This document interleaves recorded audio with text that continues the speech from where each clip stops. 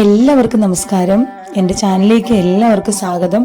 ഞാൻ ഇന്ന് പുതിയൊരു വീഡിയോയുമായിട്ട് വന്നത് എന്താണെന്ന് വെച്ച് കഴിഞ്ഞാൽ 2 മാസം മുന്നേ ഞാൻ തിരുച്ചെന്തൂർ പോയിരുന്നു. അപ്പോൾ എന്നോട് പലരും ചോദിച്ചു തിരുച്ചെന്തൂരിലെ ഒന്ന് സ്റ്റോറി ഇടാവോ ചേച്ചി എന്ന് ചോദിച്ചപ്പോൾ എനിക്ക് പറ്റിയില്ല, കാരണം ലേറ്റ് ആയതുകൊണ്ടായിരിക്കും. അപ്പം തിരുച്ചെന്തൂർ പോയതെങ്ങനെയാണെന്നും അവിടെ ചെന്ന് പ്രാർത്ഥിക്കാൻ പറ്റിയ എങ്ങനെയാണെന്നുള്ള ചെറിയൊരു സ്റ്റോറി ഞാൻ ഷെയർ ചെയ്യാം. അതുപോലെ തന്നെ വീഡിയോ കാണിക്കാനായിട്ട് കുറച്ച് ഫോട്ടോസ് മാത്രമേ ഉള്ളൂ. പിന്നെ ബാക്കിയെല്ലാം യൂട്യൂബിൽ അവൈലബിൾ ആണല്ലോ, ഇഷ്ടംപോലെ സെർച്ച് ചെയ്താൽ നിങ്ങൾക്ക് അവരുടെ അമ്പലത്തിലെ വീഡിയോസ് കാണാൻ പറ്റും. അവിടുത്തെ കാര്യങ്ങളും എന്തൊക്കെയാണെന്നുള്ളത് ഞാൻ നിങ്ങളുമായിട്ട് ഷെയർ ചെയ്യാം കേട്ടോ. അപ്പം ഒരിക്കൽ കൂടി എല്ലാവരോടും നന്ദി പറഞ്ഞുകൊണ്ട് എനിക്ക് തിരുച്ചെന്തൂർ പോകാൻ പറ്റിയത് തന്നെ ഭഗവാന്റെ അനുഗ്രഹമായിട്ട് ഞാൻ കാണുന്നു. അതിന് ആദ്യത്തെ ഒരു പടി എന്ന് പറയുന്നത് ഭഗവാനിലോട്ട് അടുക്കാൻ നേരം എനിക്ക് എന്താണെന്നൊക്കെ ഇങ്ങനെ പഠിപ്പിച്ചു തരുമല്ലോ ഭഗവാൻ. അങ്ങനെ അറിഞ്ഞ ഒരു അമ്പലമാണ് തിരുച്ചെന്തൂർ. തിരുച്ചെന്തൂർ ആറുപടൈ വീടിൻ്റെ രണ്ടാമത്തെ ആറുപടൈ വീടാണെന്ന് എനിക്കറിയില്ലായിരുന്നു. തിരുച്ചെന്തൂർ അമ്പലത്തിൽ പോകണം എന്ന് മാത്രമേ എനിക്കറിയുള്ളായിരുന്നു.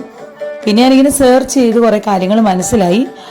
അങ്ങനെ തിരുച്ചെന്തൂരിലെ തിരുപ്പുകൾ എന്താണെന്ന് ഞാൻ എങ്ങനെ മനസ്സിലാക്കിയെന്ന് ചോദിച്ചു കഴിഞ്ഞാൽ, ഇൻസ്റ്റഗ്രാം സ്ക്രോൾ ചെയ്ത സമയത്ത് എനിക്ക് ഭയങ്കരമായിട്ട് എന്നെ ഒന്ന് അറ്റാച്ചായ ഒരു തിരുപ്പുകളുണ്ട്. തുന്തിശ്ശേരിയ മയിരേ എന്ന് തുടങ്ങുന്ന തിരുപ്പുകൾ.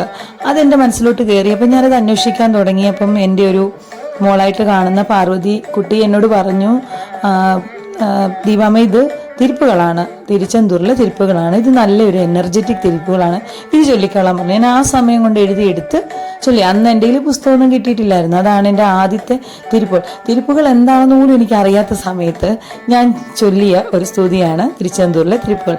അതുകൊണ്ടാണോ എന്നെ പെട്ടെന്ന് ഭഗവാൻ അവിടെ വിളിച്ചതെന്ന് അറിയില്ല, ഞാൻ അങ്ങനെ വിശ്വസിക്കുന്നു. അപ്പം ഞാൻ വിഷുവിന് ഞാൻ കുറച്ച് നോയമ്പൊക്കെ നോക്കിയായിരുന്നു.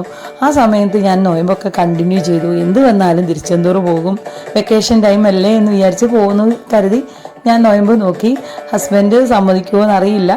എന്തായാലും അദ്ദേഹത്തിൻ്റെ സംഭവത്തോടുകൂടി അദ്ദേഹം എൻ്റെ കൂടെ വന്ന് ഞങ്ങൾ തിരുച്ചെന്തൂർ പോയത് എങ്ങനെയാണെന്ന് ചോദിച്ചു കഴിഞ്ഞാൽ, ഞങ്ങൾ തിരുനെൽവേലി ട്രെയിനാണ് ബുക്ക് ചെയ്തത്. അവിടെ ഒരു മഹാക്ഷേത്രം ഉണ്ടല്ലോ, അവിടെ പോകാൻ പറ്റിയില്ല. പക്ഷേ തിരുച്ചെന്തൂർക്ക് ഡയറക്റ്റ് ട്രെയിനില്ല.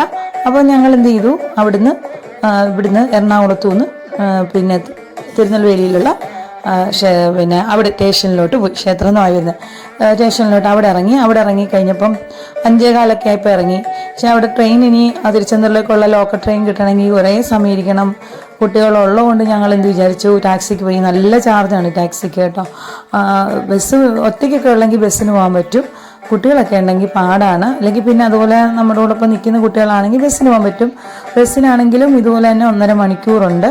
അവിടുന്ന് ഞങ്ങൾ തിരുച്ചെന്തൂർ എത്തി, ഹോട്ടലിലെത്തി. അന്നേരമാണ് അറിയുന്നത്, അവിടെ ചെന്ന് കഴിഞ്ഞാൽ കടലിലെ ഭഗവാന്റെ ശാന്തമായ കടൽ തിരുപ്പുകൾ പാടി വരുന്നു എന്നാണ് അവിടുത്തെ തിരമാലകളെ സങ്കല്പിക്കുന്നത്. ആ കടൽ സുനാമി വന്നിട്ട് പോലും ഏൽക്കാത്ത ആ കടൽ, ശാന്തമായ കടൽ, കണ്ണീര് വെള്ളമാണ്, തെളിഞ്ഞ വെള്ളമാണ്. അവിടെ ചെന്ന് കുളിക്കണമെന്ന് പറഞ്ഞു. കുളിച്ചതിന് ശേഷമേ ഭഗവാന്റെ അടുക്ക പോകാമെന്ന് പറഞ്ഞു. അങ്ങനെ ഞങ്ങളെല്ലാവരും പോയി അവിടെ ചെന്ന് കുളിച്ച് പെണ്ണുങ്ങൾക്ക് ഡ്രസ്സ് മാറാനായിട്ട് അവിടെ സൗകര്യമുണ്ട്. അങ്ങനെ അവിടെ പോയി ഡ്രസ്സ് മാറി. പക്ഷെ ആഴിക്കിണർ, അത് കഴിഞ്ഞ് നമുക്ക് ആഴിക്കിണറിൽ പോയി കുളിക്കണമെന്നാണ് പറയുന്നത്. പക്ഷെ ആഴിക്കിണറിൽ പോകണമെങ്കിൽ ഭയങ്കര വെയിലാണ്, ഒരുപാട് ക്യൂ ആണ്, പോകാൻ പറ്റിയില്ല. കാരണം കുഞ്ഞുള്ളത് കൊണ്ട് ക്യൂവിലൊക്കെ നിന്ന് റിസ്ക്കാണ്. അതുകൊണ്ട് ഞങ്ങൾ ആഴിക്കിണറിൽ പോയില്ല. കാണണമെന്നൊക്കെ ഭയങ്കര ആഗ്രഹം ഉണ്ടായിരുന്നു, പക്ഷെ അത് സാധിച്ചില്ല. എന്നാൽ പോലും കടലിൽ കുളിച്ച് സ്നാനം ചെയ്ത് അവിടുന്ന് ഞങ്ങൾ വേറെ ഡ്രസ്സൊക്കെ മാറി ഞങ്ങൾ ക്യൂവിൽ നിന്നു. പെയ്ഡ് ക്യൂവിലാണ് നിന്നത്. 100 രൂപ. അതാകുമ്പോൾ പെട്ടെന്ന് കഴിയും. കുഞ്ഞുങ്ങളൊക്കെ ഉണ്ടെങ്കിൽ പെയ്ഡ് ക്യൂ ആയിരിക്കും നല്ലത്. തിരക്കുള്ള ക്യൂവിൽ കയറി കഴിഞ്ഞാൽ ഭയങ്കര താമസമാകും തോന്നാൻ. എന്നാലും ഒരു 3 മണിക്കൂർ എടുത്തു. 3 മണിക്കൂർ പോയതേ അറിഞ്ഞില്ല. ഒരു ക്ഷീണവും തോന്നിയില്ല. കുട്ടികളാണെങ്കിലും വഴക്കൊന്നും ഉണ്ടാക്കിയില്ല. ക്യൂവിൽ നിന്ന് അത് ക്യൂ എന്ന് പറയുന്ന അവിടുത്തെ എനിക്ക് ഏറ്റവും ഇഷ്ടപ്പെട്ടത് ലൈൻ വഴി, ഗുരുവായൂരത്തെ പോലെ തന്നെ ലൈൻ വഴിയാണ് പോകുന്നത്. അപ്പോൾ നമുക്കൊരു ശ്വാസം മുടത്തില്ല, റിലാക്സ് ചെയ്ത് ഇരുന്ന് വെള്ളമൊക്കെ കുടിച്ച് പോകാം. നല്ല സൗകര്യത്തോടു കൂടിയാണ് അവിടെ തൊഴാൻ പറ്റിയത്. അവിടെ ചെന്ന് ഭഗവാനെ ശരിക്ക് കണ്ട് തൊഴുത് പ്രാർത്ഥിച്ചു. പിന്നെ അവിടുന്ന് തിരിച്ച് ഞങ്ങൾ ട്രെയിന് വന്നു. പെട്ടെന്ന് പോയി വരാവുന്നേ ഉള്ളൂ തിരുച്ചെന്തൂർ. അവിടെ ചെന്ന് കഴിഞ്ഞാൽ ഉണ്ടാകുന്ന ഒരു വൈബെന്ന് പറയുന്നത്, മൈൻഡ് ഭയങ്കര കൂൾ ഫ്രഷ് ആയിരിക്കും. പോസിറ്റീവായിട്ടുള്ള ഒരു എനർജറ്റിക് ഏരിയ ആണത്. നമുക്ക് വരാനേ തോന്നില്ല, അവിടെ തന്നെ അങ്ങ് നിൽക്കാൻ തോന്നും. അമ്പലത്തിൽ ചുറ്റിപ്പറ്റി അങ്ങ് നിൽക്കാൻ തോന്നും. വെയിലിൻ്റെ ചൂടൊന്നും നമ്മളെ ഏൽക്കുന്നതായിട്ട് തോന്നത്തില്ല. കാരണം എന്നാന്ന് ചോദിച്ചു കഴിഞ്ഞാൽ അതുവഴി ഇങ്ങനെ നടന്നാലും നമുക്കൊരു ക്ഷീണമാട്ടെ ഒന്നും തോന്നത്തില്ല. അങ്ങനെ ഒരു പ്രകൃതിയാണ് അവിടുത്തെ. അപ്പോൾ ഭയങ്കര ഒരു പോസിറ്റീവ് എനർജറ്റിക് ആയിട്ടുള്ള പ്ലേസാണ് തിരുച്ചെന്തൂർ. പിന്നെ എല്ലാവരും പറയുന്ന പോലെ അവിടെ പോയി തിരിച്ച് വന്നു കഴിഞ്ഞാൽ ബിസിനസ്സിലൊക്കെ എന്തെങ്കിലും ബുദ്ധിമുട്ടുണ്ടെങ്കിൽ അത് മാറ്റിത്തരാൻ ഭഗവാൻ നോക്കും. അതുപോലെ തന്നെ ഒരുപാട് വിഷമത്തിൽ പോകുന്ന ആൾക്കാർക്ക് നല്ല ശാന്ത മനസ്സൊക്കെ കിട്ടും, സന്തോഷമുള്ള മനസ്സ് കിട്ടും എന്ന് പറയപ്പെടുന്നു. സത്യമായിരിക്കും. എനിക്ക് പോയിട്ട് തിരിച്ച് വന്നിട്ടും എനിക്ക് മൈൻഡ് ഭയങ്കര ഫ്രഷായിട്ടാണ് തോന്നിയത്. പിന്നെ അതാണ് തിരുച്ചെന്തൂരിലെ എൻ്റെ പോയി വരവിൻ്റെ കഥയെന്ന് പറയുന്നത്. പിന്നെ ഞാൻ അവിടുത്തെ കാര്യങ്ങൾ എങ്ങനെയാണെന്നുള്ളത് പഠിച്ചത് കുറച്ച് കാര്യങ്ങൾ ഞാൻ നിങ്ങളുമായി ഷെയർ ചെയ്യാം. അരുൾമിகு സുബ്രഹ്മണ്യ സ്വാമി ക്ഷേത്രം തിരുച്ചെന്തൂർ തമിഴ്നാട്ടിലെ തൂത്തുക്കുടി ജില്ലയിലെ തിരുച്ചെന്തൂർ കടലോരത്താണ് സ്ഥിതി ചെയ്യുന്നത്. സുബ്രഹ്മണ്യ സ്വാമി, ശ്രീ മുരുകൻ, സെന്തിൽനാഥർ, ഷൺമുഖൻ, അയ്യനാർ എന്ന പേരിൽ ഭഗവാൻ അറിയപ്പെടുന്നു. ശ്രീമുരുകൻ ശൂരസംഹാരം ചെയ്ത് സ്ഥലമായതിനാൽ തിരുജയന്തിപുരം എന്നാണ് അറിയപ്പെടുന്നത്. കാലക്രമേണ തിരുച്ചെന്തൂരായി അറിയപ്പെടുന്നു. ഭഗവാൻ ചുവന്ന നിറത്തോടു കൂടിയ യുവാവായ മുരുകനായതിനാൽ സെന്തിൽനാഥർ എന്ന് പേരും വന്നു. ആറുപട വീട് നിങ്ങൾ കേട്ടിട്ടുണ്ടല്ലോ. ഏതൊക്കെയാണ്? തിരുപ്പറക്കുണ്ട്രം, തിരുച്ചെന്തൂർ, പഴനി, സാമിമലൈ, തിരുത്തണി, പഴമുതിർച്ചോറ്. രണ്ടാമത്തെ ആറുപട വീടാണ് തിരുച്ചെന്തൂർ എന്ന് പറയപ്പെടുന്നത്. വീരവാഹു ഉൾപ്പെടെ ഉള്ള വീരന്മാര് അവിടെ തങ്ങിയ സ്ഥലമാണ് തിരുച്ചെന്തൂർ എന്ന് പറയുന്നത്. അവിടെ ആണ് ആദി ശങ്കരാചാര്യർ ആഭിചാര ദോഷം മാറാനായിട്ട് ഭുജംഗം രചിച്ച് പാടിയതും ഭഗവാൻ കൂടുതൽ ഐശ്വര്യമായിട്ടുള്ള ഷൺമുഖൻ അവിടുത്തെ ഡച്ചുകാര് അധീനതയിലായിരുന്ന സമയത്ത് പിന്നീട് നായക്കർ രാജാക്കന്മാർ പറഞ്ഞു ഇവിടുന്ന് പോകണമെന്ന് പറഞ്ഞപ്പം അവരുടെ ഉത്തരവ് പ്രകാരം നാടുവിടാൻ ഡച്ചുകാർ തീരുമാനിച്ചു. കൂടെ ഷൺമുഖ വിഗ്രഹവും കവർന്നു. ഐശ്വര്യമുള്ള ഷൺമുഖ വിഗ്രഹം കൊണ്ടുപോയി കഴിഞ്ഞാൽ അവർക്ക് നല്ലതാണെന്ന് വിചാരിച്ച് കാണും. അങ്ങനെ അവിടുന്ന് മോഷ്ടിച്ചുകൊണ്ട് പോയി. ഒരു നടുക്കടലിലെത്തിയപ്പോൾ ഭയങ്കര കൊടുങ്കാറ്റും മഴയൊക്കെ വന്ന് ആകെ ഇവർ പേടിച്ചു പോയി. അവർക്ക് മനസ്സിലായി വിഗ്രഹം ഉള്ളത് കൊണ്ടാണ് ഇങ്ങനെ സംഭവിക്കുന്നതെന്ന്. വിഗ്രഹം അവിടെ താഴ്ത്തി.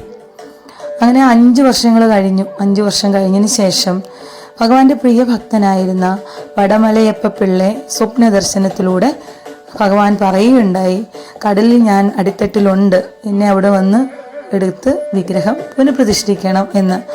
അപ്പം അവിടെ അടയാളമായിട്ട് നാരങ്ങ പൊന്തി വരും, പിന്നെ ഗരുഡൻ അവിടെ അടയാളമായി കാണിച്ചു തരുമെന്ന് പറഞ്ഞ് അങ്ങനെ പോയി. ഈ പറഞ്ഞ അടയാളമെല്ലാം അദ്ദേഹം അവിടെ കണ്ടു. അവിടെ നിന്നുകൊണ്ട് ആ വിഗ്രഹം എടുത്ത് തിരിച്ചു വന്ന് അവിടെ പ്രതിഷ്ഠിക്കുകയുണ്ടായി എന്നാണ് പറയപ്പെടുന്നത്. പിന്നെ ആഴിക്കിണറിൻ്റെ കഥ എന്താണെന്ന് ചോദിച്ചു കഴിഞ്ഞാൽ, അവിടെ ആഴിക്കിണറുണ്ടെന്ന് ഞാൻ പറഞ്ഞല്ലോ. അവിടെ എന്താണെന്ന് ചോദിച്ചു കഴിഞ്ഞാൽ, ഭടന്മാർക്കൊക്കെ ദാഹം വന്നപ്പോൾ ഭഗവാൻ വേലുകൊണ്ട് അവിടെ കിണർ ഉണ്ടാക്കി അവിടെ ആ വെള്ളം കുടിക്കാൻ കൊടുത്തു എന്നാണ്. അത് ഉപ്പുരസമൊന്നും ഇല്ലാത്ത വെള്ളം ശുദ്ധ ജലമാണെന്നൊക്കെ പറയപ്പെടുന്നു. ഞാൻ ഇതുവരെ നോക്കിയിട്ടില്ല. എനിക്ക് അടുത്ത പ്രാവശ്യം പോകുമ്പോൾ എന്തായാലും ആഴിക്കിണറിൽ ഒന്ന് കാണണമെന്നും അവിടുത്തെ വെള്ളം ഒന്ന് സ്നാനം ചെയ്യണമെന്നൊക്കെ ആഗ്രഹമുണ്ട്. അടുത്ത പ്രാവശ്യം പോകുമ്പോൾ അത് സാധിക്കണമെന്ന് ഞാൻ ഭഗവാനോട് പ്രാർത്ഥിക്കുന്നു. അങ്ങനെയാണ് അവിടുത്തെ പിന്നെ ആചാര രീതികളും അവിടുത്തെ കഥകളും പിന്നെ അവിടെ അങ്ങനെയാണ് ഇപ്പം ഞാൻ പറഞ്ഞ രീതിയിലാണ് ഭഗവാന്റെ പ്രതിഷ്ഠയൊക്കെ. അപ്പം ഇനിയും ഒരുപാട് മനസ്സിലാക്കാനുണ്ട്. നമ്മൾ തിരുപ്പറക്കുണ്ട്രം എന്താണെന്നും തിരുത്തണി എന്താണെന്നും പഴമുതിൽ ചോല എങ്ങനെയാണെന്നും സാമിമല എന്താണെന്നും ഒക്കെ നമ്മൾ അറിയാൻ കിടക്കുന്നേ ഉള്ളൂ. അതൊക്കെ അറിഞ്ഞ് നിങ്ങളുമായി ഷെയർ ചെയ്യാവുന്നതാണ്. അപ്പം എനിക്കവിടെ പോകാൻ പറ്റിയതിൽ ഭഗവാന്റെ അനുഗ്രഹമായി ഞാൻ കാണുന്നു. ഇത്രയൊക്കെ ഉള്ളൂ എനിക്ക് തിരുച്ചെന്തൂരിനെ പറ്റി നിങ്ങളോട് ഷെയർ ചെയ്യാൻ. നിങ്ങൾക്ക് വീഡിയോ ഇഷ്ടമായെന്ന് വിചാരിക്കുന്നു. അപ്പം എല്ലാവരുടെയും പ്രാർത്ഥന അനുഗ്രഹവും ഉണ്ടാകട്ടെ. ഞാനും നിങ്ങൾക്ക് വേണ്ടി പ്രാർത്ഥിക്കാം. സുബ്രഹ്മണ്യ സ്വാമിയുടെ അനുഗ്രഹം നിങ്ങൾക്ക് എല്ലാവർക്കും ഉണ്ടാകട്ടെ. നന്ദി, നമസ്കാരം.